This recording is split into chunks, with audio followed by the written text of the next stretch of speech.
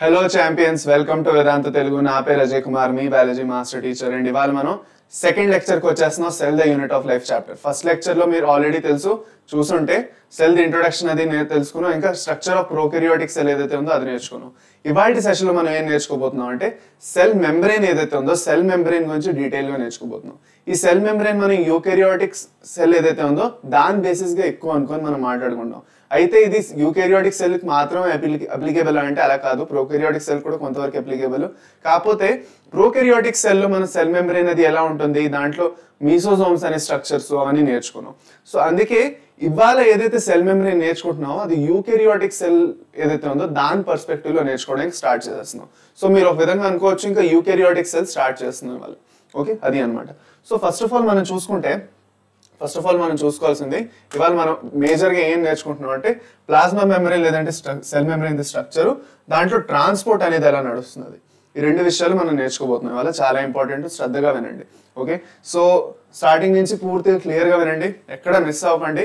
ఇంకా నోట్బుక్ ఇంకా పెన్ను బాబు ఇప్పుడే తీసి పెట్టేసుకోండి. నేను ఎలాగో క్లాస్ అంతా మీకు చెప్తూనే ఉంటాను ఇంపార్టెంట్ పాయింట్స్, అది మీరు నోట్ డౌన్ చేసుకోవాలి, మీకే చాలా యూస్ఫుల్ అవుతుంది. మీ దగ్గర ఫ్రెష్ ఒక ఏడాది ఉంది, చక్కగా మంచి ప్రిపేర్ అవ్వడానికి ఎగ్జామ్స్ కోసం. సో పూర్తిగా టైంని యూటిలైజ్ చేసుకోవాలి, నోట్స్ అనేది డీటెయిల్గా ప్రిపేర్ చేసుకోవాలి. నేను ఆల్రెడీ మీరు నాది స్ట్రాటజీ వీడియో చూసుంటే నేను మీకు చెప్పాను, అందులో మీరు నోట్స్ అనేది ప్రిపేర్ చేసుకోవడం చాలా ఇంపార్టెంట్ అని.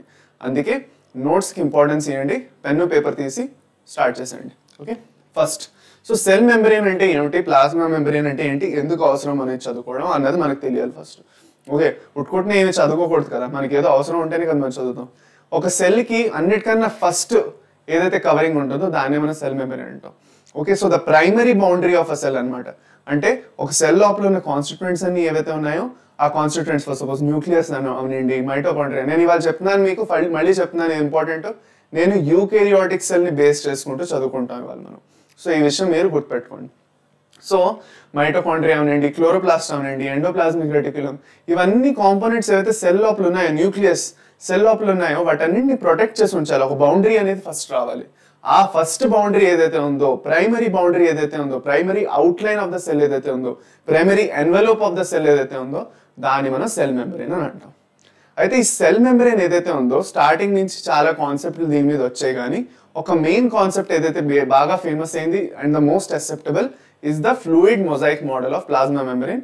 అదే మనం సింగర్ అండ్ నికోల్సన్ అనేది చెప్పారని నేర్చుకుంటాం. సో వన్ బై వన్ మనం డెవలప్ అవుదాం. ప్లాస్మా మెంబ్రెయిన్ అనేది చాలా ఇంట్రెస్టింగ్. దీంట్లో మనం ట్రాన్స్పోర్ట్ కూడా చాలా నేర్చుకుంటాం. యాక్టివ్ ట్రాన్స్పోర్ట్, ప్యాసివ్ ట్రాన్స్పోర్ట్ ఎలా నడుస్తున్నది, ఆస్మోసిస్ ఎలా అవుతున్నది కూడా తెలుసుకుంటాం. ఓకే రండి. సో ఫస్ట్ ఆఫ్ ఆల్ మనం మాట్లాడుకుంటే ఫ్లూయిడ్ మొజాయిక్ మోడల్ గురించి మాట్లాడుకోవాలి.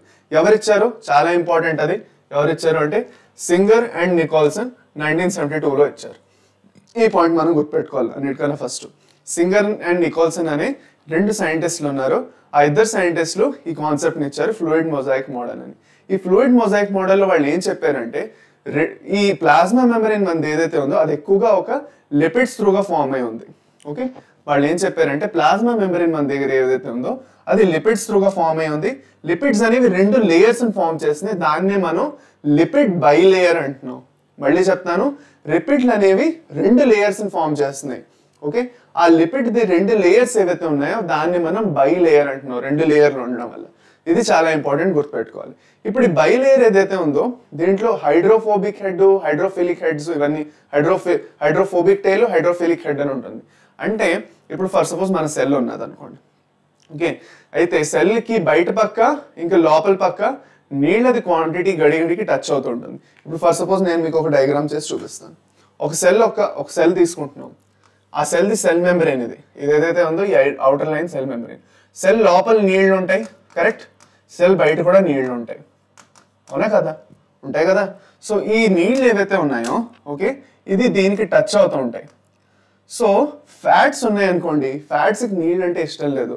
ఫ్యాట్స్ ఆర్ హైడ్రోఫోబిక్, లిపిడ్స్ అనేవి హైడ్రోఫోబిక్ అనమాట. సో అలాంటప్పుడు లిపిడ్స్లోని ఓకే గడిగడికి నీళ్ళు టచ్ అవుతూ ఉంటే ప్రాబ్లం అవుతుంది, కాబట్టి వాటికి నీళ్ళు అనేది నచ్చదు, కాబట్టి ఒక పర్టికులర్ మెకానిజం త్రూగా యాక్చువల్గా ఇవి అరేంజ్ అయి ఉంటాయి. సో దాన్ని మనం క్వాసీ లిపిడ్ థియరీ ఇంకా లిపిడ్ బైలేయర్ అంటాం. అది ఎలాగో చూడండి, ఒక లిపిడ్లో రెండు పార్ట్స్ ఉంటాయి, నోట్ చేసుకోండి, చాలా ఇంపార్టెంట్ ఇది, ఇప్పుడే చెప్తున్నాను. Hydrophilic head, hydrophobic tail. ఏమంటున్నావు? హైడ్రోఫిలిక్ హెడ్ అంటున్నావు, హైడ్రోఫోబిక్ టెయిల్ అంటున్నావు. మళ్ళీ చెప్తున్నాను, హైడ్రోఫిలిక్ హెడ్ అంటున్నావు, హైడ్రోఫోబిక్ టెయిల్ అంటున్నావు. ఓకే, సో హైడ్రోఫిలిక్ హెడ్ అంటే హైడ్రోఫిలిక్ అంటే నీళ్ళు అనేది ఇష్టం దానికి. ఓకే, సో ఇప్పుడు ఫర్ సపోజ్ మనం ఒక లిపిడ్ని డ్రా చేసుకుంటే ఎలా డ్రా చేసుకుంటామో చూడండి. ఓకే, ఇది ఒక లిపిడ్ అనుకోండి. Okay, just a minute. ఇది హెడ్ అవుతుంది దానిది. ఓకే, దాని టెయిల్ అనేది ఇలా వస్తుంది. సో ఇది హైడ్రోఫిలిక్ హెడ్, ఇది టెయిల్. ఇది అర్థమైందా? సో టెయిల్ అనేది ఎప్పుడు లోపల పక్క ఉంటుంది. సో మన ఫర్ సపోజ్ మన మెంబ్రెయిన్, సెల్ మెంబ్రెయిన్ ఎలా ఉంది అంటే హెడ్ అనేది ఇక్కడ ఉంటుంది, టెయిల్ అనేది లోపల పక్క ఉంటుంది. సో నీళ్ళు అనేది టచ్ అయినా కూడా ఈ హెడ్స్కి వచ్చి టచ్ అవుతుంది కానీ లోపల ఉన్న టెయిల్స్కి టచ్ అవ్వదు. టెయిల్స్కి నీళ్ళు అంటే ఇష్టం లేదు, దే డోంట్ లైక్ ఇట్, అందుకే ఫోబిక్ అంటాం.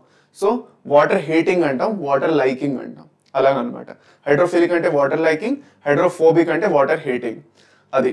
సో దానివల్ల మన లిపిడ్స్ ఎలా అరేంజ్ అయ్యి ఉన్నాయి, ఇలా అరేంజ్ అయ్యి ఉంటాయి అనమాట. మీద పక్క ఇలా ఉంటాయి, కింద పక్క ఇలా ఉంటాయి. సో బయట నుంచి ఇది బయట పక్క, ఇది లోపల పక్క. Inside the cell, out side the cell. ఇది టువర్డ్స్ అవుట్ సైడ్ అనమాట. ఓకే, బయట పక్క ఇది, ఇది లోపల పక్క. అది ఇలా ఉంటుంది మనది అరేంజ్మెంట్. సో అదే అరేంజ్మెంట్ మనకి ఇక్కడ చూపించారు. ఓకే, అదే అరేంజ్మెంట్ అనేది మనం ఇక్కడ చూస్తాం. చూడండి, హైడ్రోఫిలిక్ హెడ్ ఏదైతే ఉందో ఇక్కడ ఉంది, టెయిల్ లోపల పక్క ఉంది. సో అవి రెండేసి లేయర్స్ లో అరేంజ్ అయ్యి ఉన్నాయి కాబట్టి దాన్ని మనం బై లేయర్ ఆఫ్ లిపిడ్స్ అంటాం. ఏమంటాం? By layer of lipids. అయితే ఇంకొక టర్మ్ వస్తుంది, అది quasi fluid nature of lipid అంటున్నారు. అంటే ఏమిటి? ఇప్పుడు ఫర్ సపోజ్ ఓకే, మన సెల్ మెంబ్రెయిన్స్ అనేవి చాలా దిట్టంగా గట్టిగా ఉన్నాయి అనుకోండి. మళ్ళీ చెప్తున్నాను, ఆలోచించండి ఒకసారి. మన సెల్ మెంబ్రెయిన్, నా సెల్స్ ఏవైతే ఉన్నాయో చేతుల్లోని లేదంటే అన్ని చోట్ల సెల్స్ ఏవైతే ఉన్నాయో అవి గట్టిగా దిట్టంగా ఉంటే నా బాడీని నేను మూవ్ చేయగలుగుతాను? మూవ్ చేయలేను. ఎందుకు? సెల్ మెంబ్రెయిన్ దిట్టం అయిపోవడం వల్ల సెల్స్ అన్ని రిజిడ్ అయిపోతాయి. రిజిడ్ అయిపోతే మూమెంట్ అనేది జరగదు. ఒక నిమిషం. రిజిడ్ అయిపోతే ఏమవుతుంది? మూమెంట్ అనేది జరగదు. మూమెంట్ జరగాలంటే ఫ్లూయిడిటీ ఉండాలి, ఇలా ఫ్లూయిడ్ ఉండాలి. సో అలా ఫ్లూయిడిటీ మెయింటైన్ చేసేది ఎవరు? లిపిడ్స్. అందుకే లిపిడ్స్ ఎక్కువ ఉండడం చాలా యూస్ఫుల్ అవుతుంది. Quasi fluid nature of lipid అంటే అదే అర్థం. అంటే సెల్ మెంబ్రెయిన్ ఏదైతే ఉందో ఫ్లూయిడ్ లాగా, ఒక ఫ్లూయిడ్ లాగా ఉంటుంది అనమాట. అదొక ఫ్లూయిడ్, సెమీ ఫ్లూయిడ్ స్ట్రక్చర్ లా ఉంటుంది. దీనివల్ల సెల్ లోపల జరుగుతున్న యాక్టివిటీస్ అయినా సెల్ బయట జరుగుతున్న యాక్టివిటీస్ అయినా సర్ఫేస్ ఏరియాని పెంచుతుంది. ఫ్లూయిడ్ నేచర్ ఉంటుంది. దానివల్ల సెల్లో మన బాడీ అంతట్లో మూవ్మెంట్ చేయాలన్నా లేదంటే సెల్ది ప్రాపర్గా మూవ్మెంట్ అవ్వాలన్నా సెల్లో ఉన్న యాక్టివిటీస్ అవ్వాలన్నా దానివల్ల చాలా బాగా అవుతాయి. ఓకే, దాన్ని quasi fluid nature of lipid అంటారు. అర్థమైందా? అంటే అదొక లిక్విడ్ లాగా అనిపిస్తుంది కానీ లిక్విడ్ కాదు, కానీ ఒక లిక్విడ్ నేచర్లో ఉంటుంది. అది అనమాట. సో దానివల్ల ఏంటంటే సెల్ అనేది ఒక యాక్టివ్ స్టేట్లో ఉంటుంది, ఎప్పుడు మూమెంట్లో ఉంటుంది. ఇలా ఈజీ మూమెంట్ని అలౌ చేస్తుంది ఆ లిపిడ్ నేచర్. అది అనమాట. ఫర్దర్ వెళ్తూ మనకి వేరే వేరే టైప్స్ ఆఫ్ ఎలిమెంట్స్ చూసుకోవాలి ఈ సెల్ మెంబ్రెయిన్లోని. ఓకే, ఫస్ట్ ఆఫ్ ఆల్ మనం లిపిడ్స్ ఆల్రెడీ చూసుకున్నాం. లిపిడ్సే కాకుండా కొన్ని కార్బోహైడ్రేట్స్ ఉంటాయి, వాటిని మనం గ్లైకోలిపిడ్స్ అంటాం. కార్బోహైడ్రేట్ ప్లస్ లిపిడ్స్ కాంబినేషన్స్ ఉంటాయి, దాన్ని మనం గ్లైకోలిపిడ్ అంటాం. ఓకే, ఉట్టి కార్బోహైడ్రేట్స్ కూడా ఉంటాయి. దాని తర్వాత ఇక్కడ చూసుకుంటే ఇక్కడ చూడండి ప్రోటీన్స్ ఉంటాయి. కార్బోహైడ్రేట్ ప్లస్ ప్రోటీన్ గ్లైకోప్రోటీన్స్ అంటాం. ఫర్దర్ చూసి మనకి ప్రోటీన్స్లోని రెండు టైప్స్ ఆఫ్ ప్రోటీన్స్ చూస్తాం, పెరిఫెరల్ ప్రోటీన్ ఇంకా ఇంటిగ్రల్ ప్రోటీన్. ఇక్కడ ఇంటిగ్రల్ ప్రోటీన్ ఏదైతే ఉందో ఇది మనకి చాలా యూస్ఫుల్ అవుతుంది. ఇవే ఎక్కువగా ట్రాన్స్పోర్ట్ ప్రోటీన్స్ లేదంటే క్యారియర్ ప్రోటీన్స్గా వర్కౌట్ అవుతాయి. అంటే సెల్ లోపల నుంచి బయటికి, బయట నుంచి లోపలికి ఏమైనా పంపించాలన్నా అది ఎవరు చేస్తారంటే ఈ ఇంటిగ్రల్ ప్రోటీన్స్ చేస్తాయి. అర్థమైందా? సో ఇంటిగ్రల్ ప్రోటీన్స్ ఏం చేస్తున్నాయి? సెల్ లోపల నుంచి బయటికి, బయట నుంచి లోపలికి ఏమైనా మెటీరియల్స్, ఫర్ సపోజ్ నీళ్ళైనా, గ్లూకోజు, ఫ్రక్టోజు, ఏవైతే లిపిడ్ ఫేవర్ చేయదో. ఇప్పుడు ఫర్ సపోజ్ ఒక ఇంపార్టెంట్ ఎగ్జాంపుల్ చెప్తాను. ఓకే, ఇప్పుడు లిపిడ్స్ ఏవైతే ఉన్నాయో లిపిడ్ లైక్ మాలిక్యూల్స్ రానిస్తాయి. ఓకే, ఇప్పుడు ఇక్కడ ఫర్ సపోజ్ ఇక్కడ బయట నుంచి లోపలికి ఒక లిపిడ్ మాలిక్యూల్ వెళ్దాం అనుకుంటున్నది అనుకోండి, నువ్వు నా మనిషివి అనేసి ఈజీగా వదిలేస్తుంది. ఓకే, అదే లేదంటే గేట్ కాపలా కాసినట్టు కాసి మిగతా ఏ మాలిక్యూల్ని వెళ్ళలేదు, కార్బోహైడ్రేట్స్ని ప్రోటీన్స్ని వెళ్ళలేదు. సో అలా వెళ్ళాలి అంటే ఇంటిగ్రల్ ప్రోటీన్స్ ఏం చేస్తాయి, ఒక ఛానల్ లేదంటే ఒక పాత్వేని ఫామ్ చేస్తాయి, ఒక రోడ్ని వేస్తాయి. ఆ రోడ్ త్రూగా యాక్చువల్గా వెళ్ళడానికి ఈజీగా ఉంటుంది మిగతా మాలిక్యూల్స్ అన్నిటికీ, ప్రోటీన్స్ అయినా లేదంటే కార్బోహైడ్రేట్ మాలిక్యూల్స్ అయినా, నీళ్లు ఇవన్నిటికీ. నీళ్ళకి ఎక్కువగా స్పెషల్గా ఏవైతే ప్రోటీన్స్ ఉంటాయో వాటిని ఆక్వాపోరిన్స్ అంటాం, అది కూడా చదువుకుంటాం, డోంట్ వరీ. ఓకే, ఇది బేసిక్ ఐడియా మీకు ప్లాస్మా మెంబ్రేన్ గురించి. సో ఫర్దర్ చూసుకుంటే it is composed of lipids, ఇవన్నీ ఉన్నాయి. ఓకే, నేను మీకు ఆల్రెడీ చెప్పాను. ఫర్దర్ చూసుకుంటే ఇంకా ముందుకెళ్తూ మనం ఒక నిమిషం ఆగండి. లిపిడ్ బైలేయర్ ఇవన్నీ మీకు చెప్పాను నేను. ఇంటెగ్రల్ ప్రోటీన్, పెరిఫెరల్ ప్రోటీన్స్ చెప్పాను. ఓకే, అది అనమాట. ఎస్, ఇప్పుడు main function plasma membrane is the plasma membrane మనం ఏమంటాం, సెలెక్టివ్లీ పర్మియబుల్ మెంబ్రేన్ అంటాం. ఇది మనం ఇందాక నుంచి నేను మీకు చెప్పాల్సింది important point. Selectively permeable membrane. Selectively permeable membrane. Selectively permeable membrane. ఇది నేను మీకు ఈజీగా ఎక్స్ప్లెయిన్ చేయాలి ఇప్పుడు. ఇది ఇంపార్టెంట్, ఇది నేను మెన్షన్ చేయలేదు, సారీ ఫర్ దాట్. ఓకే, ఇది చెప్తేనే మీకు అది అర్థం అవుతుంది. Selectively permeable membrane.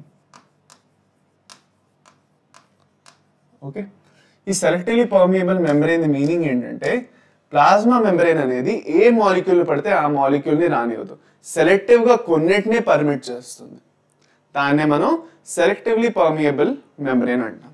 ఓకే, అది. సో ఈ సెలెక్టివ్లీ పర్మియబుల్ మెంబ్రేన్ త్రూగా ఏదైనా వెళ్ళాలి అంటే ఐదర్ రెండు టైప్స్ ఆఫ్ మాలిక్యూల్స్ వెళ్ళాలి. ఒకటి లిపిడ్ మాలిక్యూల్స్, అవి ఈజీగా వెళ్ళిపోతాయి. Okay, no proteins needed, no carrier proteins ఒక నిమిషం అండి.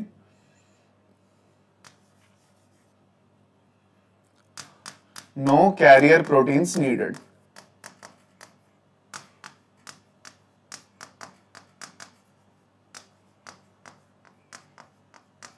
ఇక్కడ సెకండ్ టైప్ ఆఫ్ మాలిక్యూల్స్ ఏవైతే ఉన్నాయో అవే మనకి యాక్చువల్గా నాన్ లిపిడ్ మాలిక్యూల్స్ అన్నీ వస్తాయి.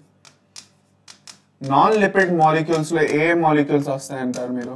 ఎగ్జాంపుల్స్గా తీసుకుంటే మనకి ఫర్ సపోజ్ ఎగ్జాంపుల్ తీసుకుంటే కార్బోహైడ్రేట్స్లో గ్లూకోజ్, దాని తర్వాత నార్మల్గా నీళ్లు వాటర్, ఓకే, దాని తర్వాత కొన్ని అమైనో యాసిడ్స్, ఇవి ఎగ్జాంపుల్స్గా మీకు ఉన్నాయి. ఈ మాలిక్యూల్స్ ఏంటంటే ఇవి నాన్ లిపిడ్ మాలిక్యూల్స్. ఈ మాలిక్యూల్స్ వెళ్ళాలి అంటే క్యారియర్ ప్రోటీన్స్ కావాలి. So here carrier proteins are required. Carrier proteins are required. ఈ క్యారియర్ ప్రోటీన్స్ ఏవి అని అడిగితే they are nothing but the integral proteins ఏవైతే మనం జస్ట్ చదువుకున్నాం. ఇంటెగ్రల్ ప్రోటీన్స్ ఏవైతే మనం చదువుకున్నామో ఆ ఇంటెగ్రల్ ప్రోటీన్స్ యాక్చువల్గా క్యారియర్ ప్రోటీన్స్లా పనిచేస్తాయి. ఓకే, అది అనమాట. క్లియర్, ఫైన్, అర్థమైందా మనకి ఇక్కడ వరకు? ఇక్కడ వరకు నో ప్రాబ్లం, అంతా ఓకే, సరేనా? ఓకే, సో ఇక్కడ చూసుకోండి, సెలెక్టివ్లీ పర్మియబుల్ మెంబ్రేన్ అంటున్నాము. దాంట్లో two types of molecules transport అవ్వచ్చు మెంబ్రేన్ త్రూగా. ఒకటి లిపిడ్ మాలిక్యూల్స్ ఈజీగా ట్రాన్స్పోర్ట్ అవ్వచ్చు, ఎలాంటి తలనొప్పి లేదు. ఓకే, అంటే ఇప్పుడు ఫర్ సపోజ్ చూడండి, ఒక బేసిక్ ఎగ్జాంపుల్ ఇచ్చుకుంటే, ఓకే ఓకే, ఒక సినిమా థియేటర్ ఉన్నది. ఆ సినిమా థియేటర్లో మీ ఫేవరెట్ మూవీ ఆడుతుంది. ఓకే, మీరు ఆ థియేటర్కి వెళ్తారు, కాకపోతే దాని టికెట్లు మీరు తీసుకోలేదు. ఓకే, టికెట్లు తీసుకోలేదు కాబట్టి లాస్ట్ మినిట్లో మీ దగ్గర ఒకటే ఆప్షన్ ఉంది. ఐదర్ మీకు అక్కడ ఉన్న ఏంటది మెయిన్ ఏదైతే ఆఫీస్ స్టాఫ్ ఉన్నారో వాళ్ళతో బాగా పరిచయం అయి ఉండాలి, అప్పుడు వాళ్ళు ఈజీగా మిమ్మల్ని లోపల ఎలా వచ్చేసి కొంచెం ఏవో టికెట్లు అరేంజ్ చేసి మీకు ఇవ్వచ్చు ఖాళీ ఏమైనా ఉంటే. లేదు ఖాళీ లేవు అంటే ఓకే మీరు బయటే ఉండిపోవాలి. ఓకే, మూడో ఆప్షన్ ఏముంది అంటే మీకు పరిచయం లేకపోయినా కూడా ఎవరైతే గేట్ కీపర్ ఉన్నాడో, ఓకే, ఎవరైతే గేట్ కీపర్ ఉన్నారో అతను వాచ్మ్యాన్ ఎవరైతే బయట ఉన్నారో గేట్ నుంచి ఎవరైతే అలౌ చేస్తారో అతనితో కొంచెం యాక్చువల్గా మాట్లాడి ఆడి అతన్ని కొంచెం ఒప్పించి మేము వెళ్తాం లోపలికి కొంచెం అలౌ చేయండి అని మనం మాట్లాడి కొంచెం అర్థమైంది మీకు. ఓకే, అది అనమాట. సో ఈ మూడు ఆప్షన్స్ మీ దగ్గర ఉన్నాయి. అయితే లిపిడ్స్ మాలిక్యూల్స్ ఏవైతే ఉన్నాయో లిపిడ్ మాలిక్యూల్స్ ఎలాగంటే వాటికి ఆల్రెడీ లిపిడ్ బైలేయర్ కాబట్టి ఈజీగా వెళ్ళిపోతాయి. వాటికి ఎలాంటి మాలిక్యూల్స్ అంటే ఎలాంటి హెల్ప్ అవసరం లేదు, వాటికి ముందు నుంచే బాగా పరిచయం ఉన్నట్టు అనమాట థియేటర్ ఓనర్ తోటి, అది స్టాఫ్ తోటి, ఓనర్ తోటి. అదే నాన్ లిపిడ్ మాలిక్యూల్స్ ఏవైతే ఉన్నాయో వాటికి ఎవరో ఒకరు ఇక్కడ నుంచి అక్కడ తీసుకెళ్ళడానికి కావాలి. ఇప్పుడు ఆ గేట్ కీపర్ ఎలాగా లోపల నుంచి బయట నుంచి లోపల తీసుకెళ్ళడానికి ఒక రహదారిలాగా కావాలి. ఓకే, లేదు అంటే కష్టం, ఒక మీడియేటర్ లాగా. సో ఆ మీడియేటర్ ఎవరు అవుతున్నారు ఇక్కడ? ఇంటెగ్రల్ ప్రోటీన్స్ అవుతున్నాయి. ఆ ఇంటెగ్రల్ ప్రోటీన్స్ ని మనం క్యారియర్ ప్రోటీన్స్ అంటున్నాం. The type of integral proteins which are actually helping the molecules transport from one side to another side are known as carrier proteins. So ఈ carrier proteins ఏం పని చేస్తున్నాయి? బోల్డ్ అని molecules, glucose, water, amino acids లోపల నుంచి బయటికి వెళ్ళాలన్నా, అయాన్స్ బయట నుంచి లోపలికి రావాలన్నా వాటికి ఈ లిపిడ్ బైలేయర్ బయటికి లోపలికి చేయనీయదు. ఎందుకంటే లిపిడ్ బైలేయర్ ఓన్లీ లిపిడ్ మాలిక్యూల్స్ని అలౌ చేస్తుంది కాబట్టి. అందుకే ఈ మాలిక్యూల్స్ అన్ని క్యారియర్ ప్రోటీన్స్ మీద డిపెండ్ అయిపోతాయి, క్యారియర్ ప్రోటీన్స్ని హెల్ప్ అడుగుతాయి. ప్రతి ఒక్క మాలిక్యూల్కి దానికి స్పెసిఫిక్గా ఒక క్యారియర్ ప్రోటీన్ ఉంటుంది. క్యారియర్ ప్రోటీన్ ఏం చేస్తుంది అంటే లిపిడ్స్, ఇప్పుడు లిపిడ్ బైలేయర్ ఉన్నది కదా, ఇక్కడ మన లిపిడ్ బైలేయర్ చూసుకుంటే, జస్ట్ అ మినిట్, ఇది మన లిపిడ్ బైలేయర్ కదా.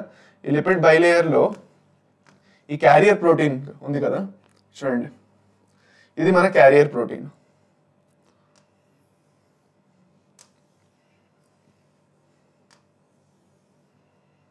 ఓకే, ఈ క్యారియర్ ప్రోటీన్ ఏదైతే ఉందో ఒక దారిని క్రియేట్ చేసింది.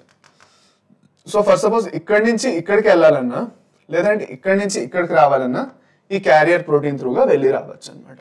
సో ఇక్కడ నుంచి ఫర్ సపోజ్ లోపలికి వెళ్ళాలి, ఇది లోపల పక్క ఇన్సైడ్, ఇది ఇన్సైడ్ ద సెల్, ఇది అవుట్ సైడ్ అనుకోండి.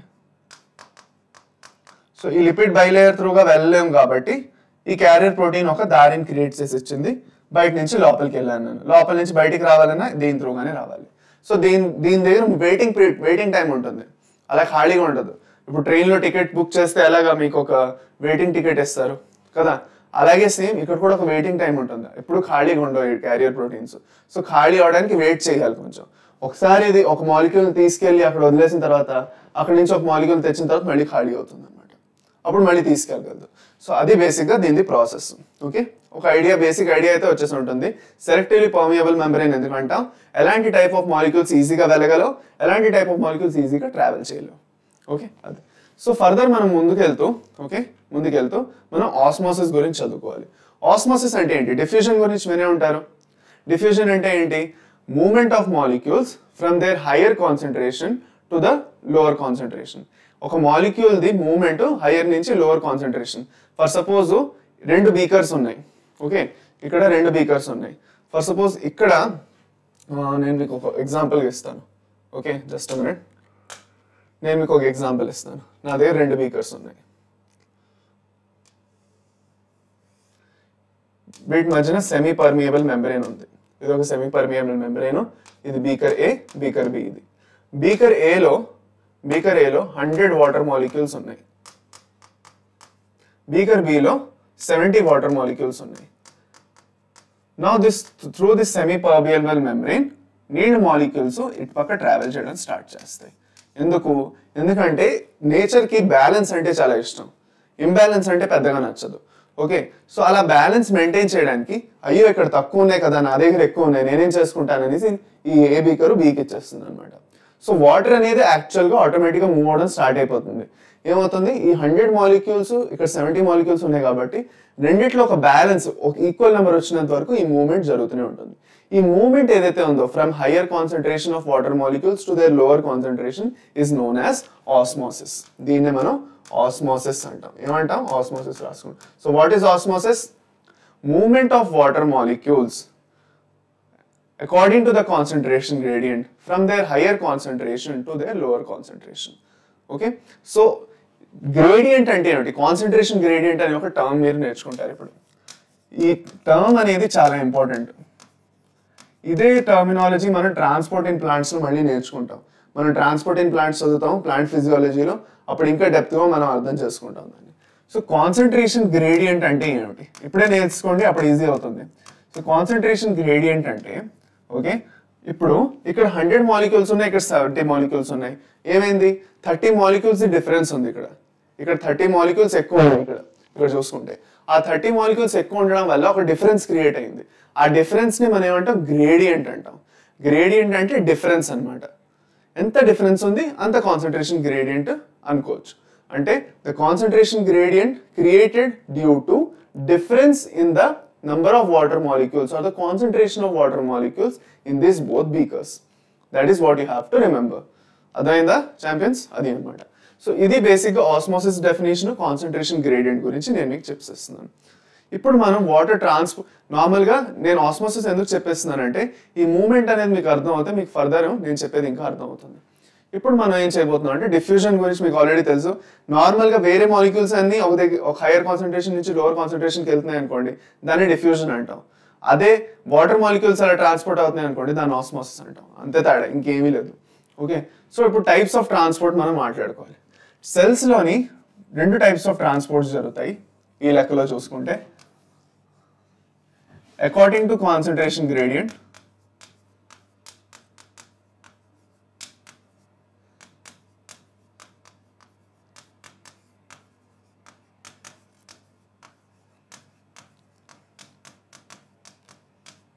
అకార్డింగ్ టు కాన్సన్ట్రేషన్ గ్రేడియంట్ దీన్నే మనం ఏమంటాం? డౌన్ హిల్ అంటాం. అంటే మీరు ఫర్ సపోజ్ ఒక కొండ నుంచి కింద పక్క వస్తున్నారు. తిరుపతి కొండ ఎక్కారు అందరూ? తిరుపతి కొండ ఎక్కలేదు. ఎప్పుడైనా హైకింగ్కి లేదంటే హిల్లీ రీజన్స్కి వెళ్ళారు, లేదంటే ఎత్తున్న రీజన్స్కి వెళ్ళారు అనుకోండి. ఓకే, సో ఆ రీజన్స్కి వెళ్ళినప్పుడు మీరు మీదకి ఎక్కుతున్నప్పుడు కొంచెం మీకు కష్టపడతారు, మీకు ఇంకా ఎక్కువ ఎనర్జీ పెట్టాల్సి వస్తుంది. కిందకు వస్తున్నప్పుడు మీరు అంత ఎనర్జీ పెట్టరు, మీరు ఈజీగా కిందకి రాగలుస్తారు. ఎందుకంటే గ్రావిటీ సింపుల్. మన మీదకి వెళ్తున్నప్పుడు మనం అగేన్స్ట్ ద గ్రావిటీ మీద పక్కకి వెళ్తున్నాం, గ్రావిటీ మనం లాగుతున్నది, బేసిక్ ఫిజిక్స్. సో అలా లాగుతున్నప్పుడు మనం ఇంకా ఎక్కువ ఎనర్జీ పెట్టి మీదకి వెళ్ళాలి. కిందకు వస్తున్నప్పుడు మన గ్రావిటీని సపోర్ట్ చేసుకుంటూ వస్తున్నాం. సో గ్రావిటీ మనం ఆల్రెడీ లాగుతున్నది కాబట్టి మనం ఎక్కువ ఎఫర్టే పెట్టక్కల, ఈజీగా కిందకి నడుచుకుంటూ వచ్చేస్తాం. అది అనమాట. So according to concentration gradient మనం డౌన్ హిల్ అంటాం. Okay, against the concentration gradient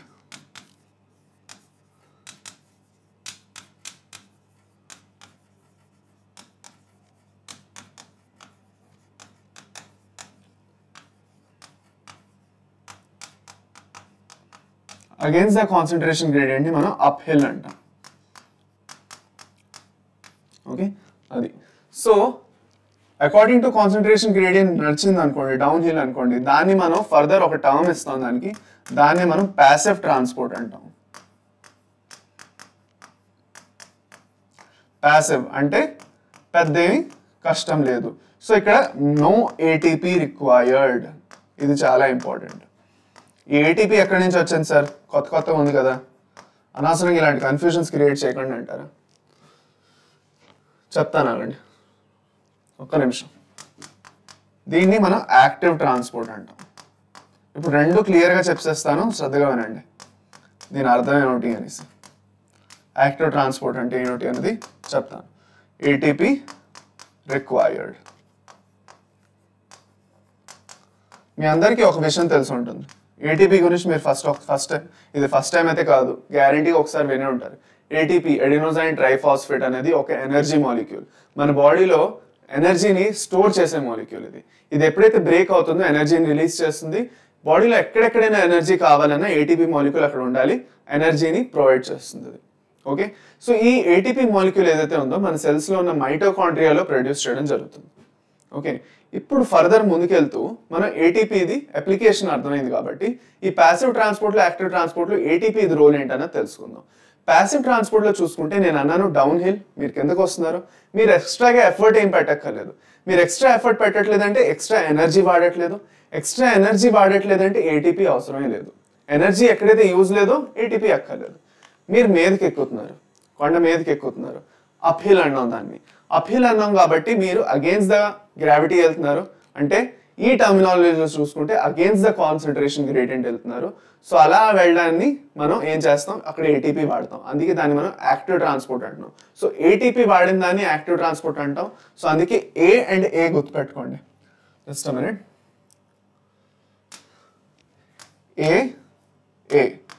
A for ATP, A for active transport. Simple.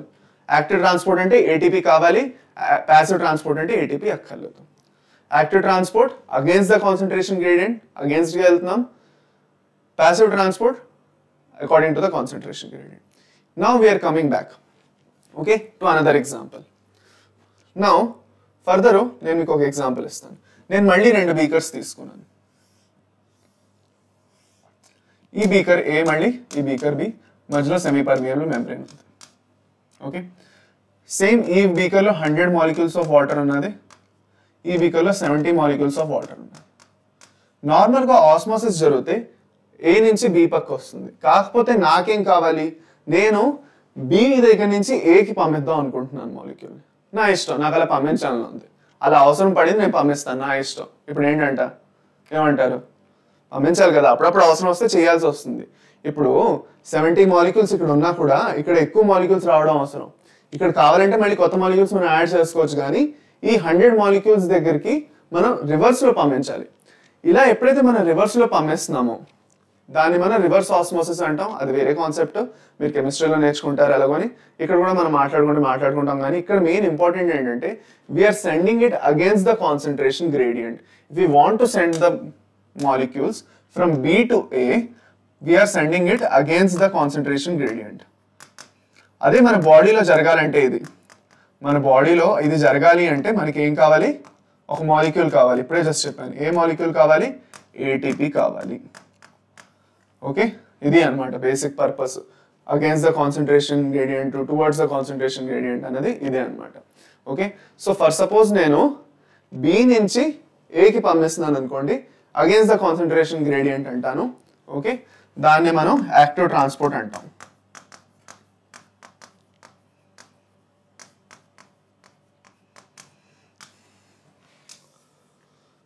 Same example నేను మళ్ళీ మీకు గీసిస్తే,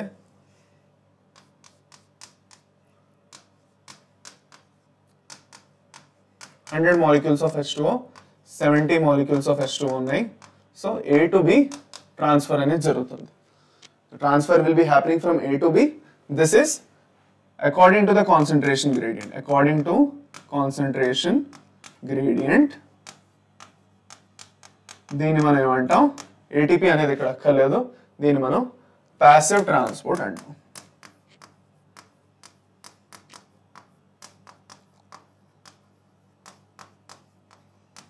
అర్థమైందా, దీన్ని మనం ప్యాసివ్ ట్రాన్స్పోర్ట్ అంటాం.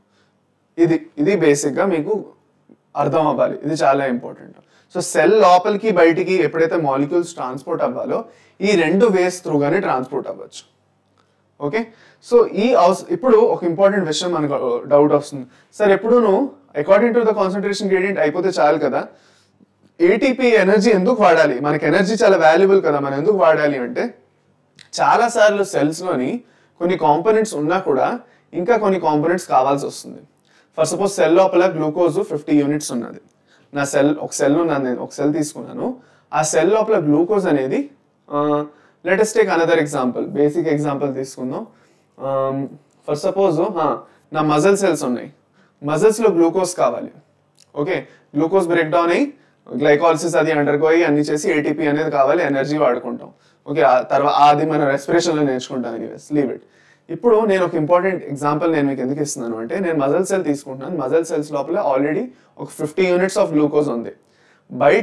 సెల్ బయట ఒక 5 to 10 యూనిట్స్ ఆఫ్ గ్లూకోజ్ తిరుగుతున్నది, కానీ ఆ 5 to 10 యూనిట్స్ ఆఫ్ గ్లూకోజ్ కూడా సెల్ తీసుకుని పెట్టుకోవాలి.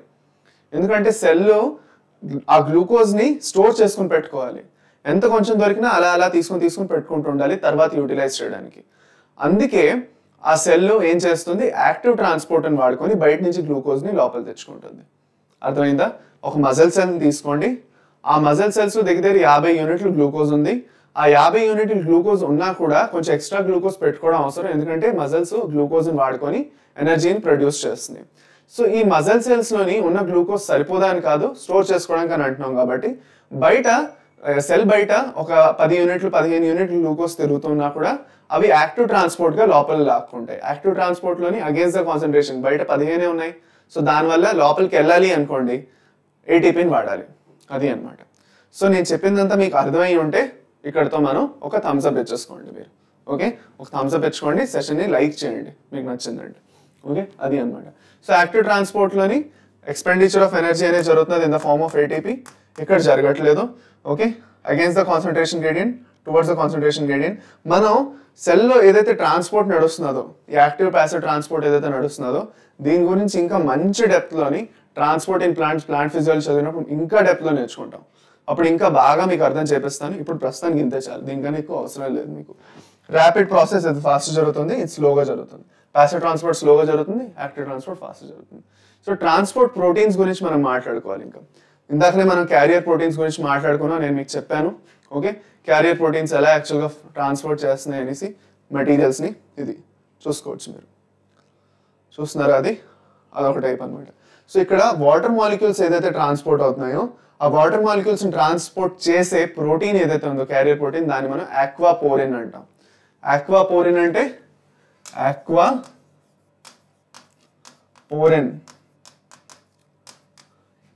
carrier protein for water molecules, for water molecules. Okay, చాలా ఇంపార్టెంట్, గుర్తుపెట్టుకోండి, క్వశ్చన్స్ వచ్చాయి దీని నుంచి. అయితే ఇప్పుడు ఒక ఇంపార్టెంట్ విషయం చెప్పండి నాకు. క్యారియర్ ప్రోటీన్స్ ఏవైతే ఉన్నాయో అవి హైడ్రోఫిలికా హైడ్రోఫోబికా?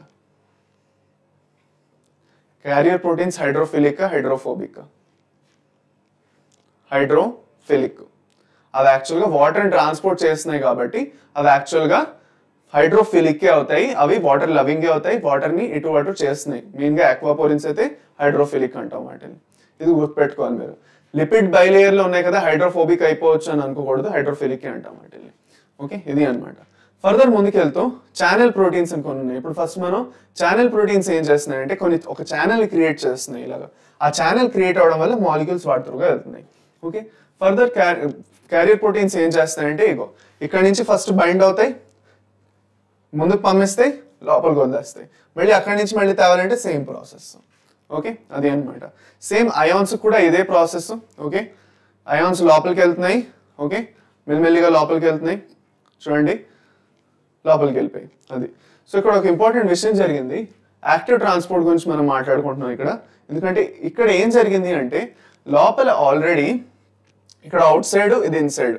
ఓకే, బయట ఆల్రెడీ పొటాషియం అయాన్స్ ఉన్నాయి, సోడియం అయాన్స్ బయటికి యాక్చువల్గా వెళ్ళాలి, కాకపోతే అయాన్స్ బయట ఆల్రెడీ ఉన్నాయి కాబట్టి, పాజిటివ్ చార్జ్ ఆల్రెడీ బయట ఉంది కాబట్టి అది అలౌ చేయదు.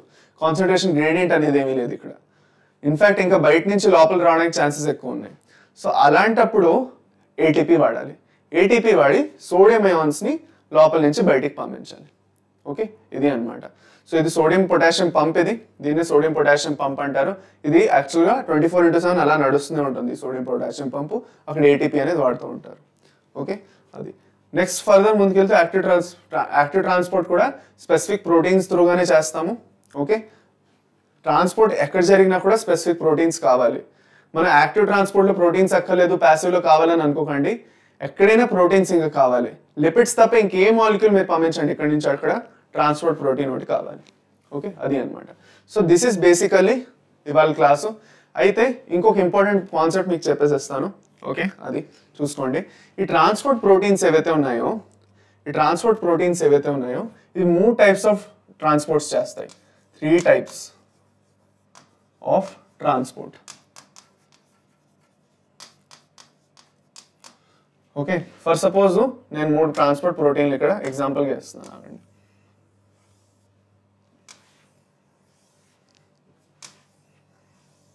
ఓకే, అది. సో 3 ట్రాన్స్పోర్ట్ ప్రోటీన్లో ఫర్ సపోజ్ మాలిక్యూల్ని ఇక్కడి నుంచి ఇక్కడికి పంపించాలి. ఇది ఇన్సైడ్ ద సెల్, ఇది అవుట్ సైడ్ ద సెల్, బయట సెల్. ఓకే, నేను బయట నుంచి ఒక మాలిక్యూల్కి లోపల పంపిస్తున్నాను. ఒకే మాలిక్యూల్ లోపలికి వెళ్ళింది. ఓకే, ఒకే సైడ్ మూవ్మెంట్ జరిగింది. దీన్ని మనం యూనిపోర్ట్ అంటాం. దీన్ని ఏమంటాం మనం? యూనిపోర్ట్ అంటాం. ఇంపార్టెంట్. సెకండ్, ఇక్కడేం జరిగింది అంటే 2 మాలిక్యూల్స్ ఒకేసారి లోపలికి వెళ్ళాయి, లేదంటే ఒకేసారి బయటికి కూడా రావచ్చు. దీన్నే మనం సింపోర్ట్ అంటాం. సింపోర్ట్లో ఏం నడుస్తున్నది? 2 మాలిక్యూల్స్, 2 టైప్స్ ఆఫ్ మాలిక్యూల్స్ ఒకేసారి లోపలికి వెళ్తున్నాయి. ఫర్ సపోజ్ ఇక్కడ సోడియం వెళ్తున్నది, ఇంకా వాటర్ మాలిక్యూల్ వెళ్తున్నది, 2 వెళ్తున్నాయి. సో 2 జొతగా వెళ్తున్నాయి అనుకోండి. ఓకే, దాన్ని మనం ఏమంటాం? సింపోర్ట్ అంటాం. ఫర్ సపోజ్ ఇది కాదంటే గ్లూకోజ్ మాలిక్యూల్ అనుకుందాం. Just a minute.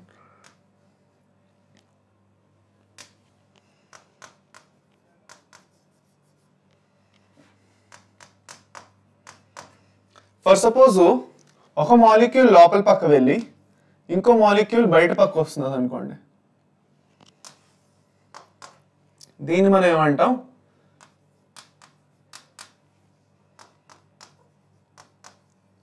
దీన్ని మనం యాంటీపోర్ట్ అంటాం. డోంట్ వరీ, దీన్ని ఇంకా డెప్త్ లో మనం ప్లాంట్ ఫిజియాలజీలో నేను చెప్పినట్టు నేర్చుకుంటాం. అయినా మీకు ఒక ఐడియా కోసం చెప్పేస్తున్నాను. ఒకే మాలిక్యూల్ ఒకే సైడ్ లో వెళ్తుంది, ఇది రివర్స్ లో కూడా, ఇవన్నీ రివర్స్ లో కూడా అప్లై అవుతాయి, ఇవి రెండు రివర్స్ లో కూడా అప్లై అవుతాయి, రెండు కలిపి బయటికైనా వస్తున్నాయి. ఒక డైరెక్షన్ లో రెండు వెళ్తున్నాయి అనుకోండి మాలిక్యూల్స్ ఇంపోర్ట్, ఒక డైరెక్షన్ లో ఒకే మాలిక్యూల్ వెళ్తున్నది యూనిపోర్ట్.